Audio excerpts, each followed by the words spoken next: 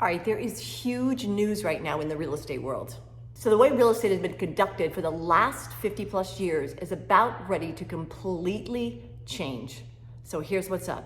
So these changes are going to affect realtors, sellers, and in a big way, buyers, especially the mainstream and first-time home buyers. So there was a big lawsuit on how realtors were paid and how commissions were posted. I'm not going to get into that because that's not what this video is about, but I will post a link in the comments for you guys to read about it.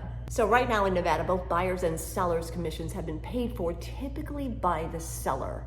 Now let me stress that commissions have always been negotiable, but there's a couple of reasons why this typical flow was established. Number one, buyers have tons of expenses on their plate. Their down payment, their closing costs, the appraisal, the home warranty, their moving expenses, plus a ton of other miscellaneous expenses. So to not have the buyer's agent commission on their plate was a big help for them. Number two, for sellers, it's a good way to market and sell your home. Because if agents are bringing you a qualified and vetted buyer, it's easier and faster for you to sell your home. And then sellers, when you become a buyer, you have the same perk of not having the expense of having your buyer's agent's commission on your plate. And I also want to add to that, that not every state is set up the same way, but this is a typical flow in Nevada. Okay, so here's what's changed. Starting July 31st in Vegas, sellers, there is one major change in the listing agreement. The agreed upon commission between the seller and their agent can only be paid to their agent. It cannot be split with the buyer's agent, split or shared. However, buyers can ask for some or all of their agent's commission in the offer.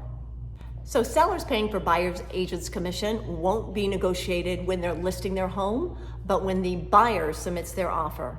And you can bet that buyers will definitely be asking for that.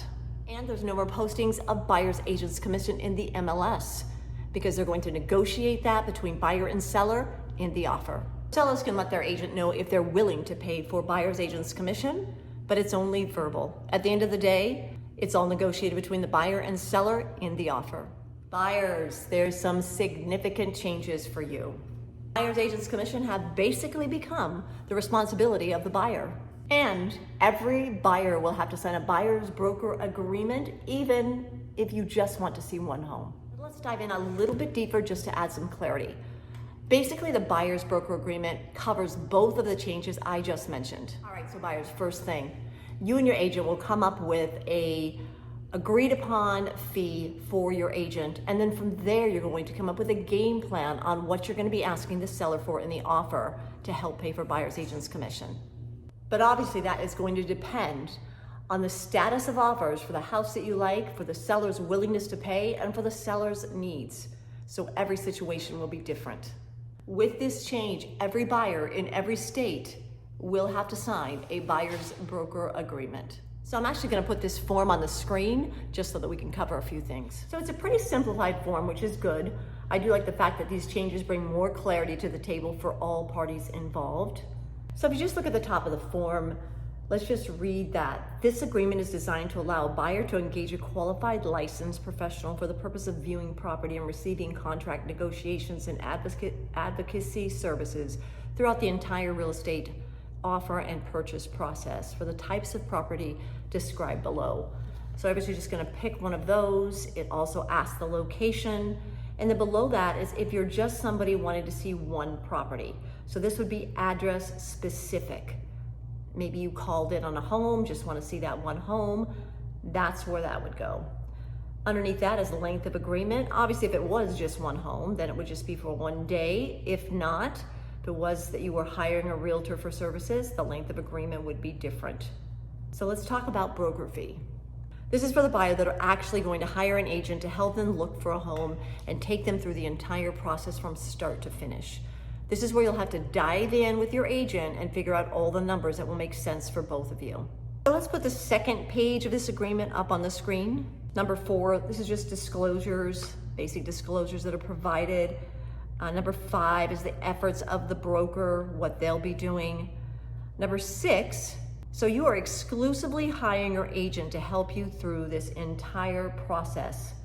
That's what A is, work exclusively. The buyer also agrees to furnish the broker with relevant data and records, be available, act in good faith. Now, E is pretty important because this is regarding new homes, open houses, and for sale by owners. Make sure that your agent makes contact with the other agent or goes with you. This is really important. Because if you look there, it says, if buyer makes the first visit without broker, buyer agrees to compensate broker as stated in broker's compensation below. So yeah, it's gonna get pretty messy if you don't have your agent. Contact the agent or have your agent go with you. And then if you look at number 8, that's collecting broker fees from the seller. That's actually where it states you can ask the seller to help pay for your buyer's agent's commission. For all of it, for some of it, or whatever you guys negotiate. The last 3, equal housing opportunity, have to follow that, just making you aware wire transfers, following Nevada law. And if we throw the last page on there, what's important about this last page is if you look at number 14, it says either party may cancel this agreement, and you can do that by written notice. So, just so you understand, this buyer-broker agreement has to be signed by everybody. If you're just seeing one home or hiring an agent, you're not gonna get around it. It was implemented by the Department of Justice because of the lawsuit, and that's in every state across the country. So just like anything new, it's going to feel different. Nobody likes change. But there are some good takeaways from these changes. In the end, we'll get through these first messy months and we'll just establish a new flow and it'll be business as usual. If you're thinking of buying or selling in the next couple of months, call me so we can start to put together a great game plan for you. I know I've given you a lot of information today, so if you have questions, call me, text me, email me.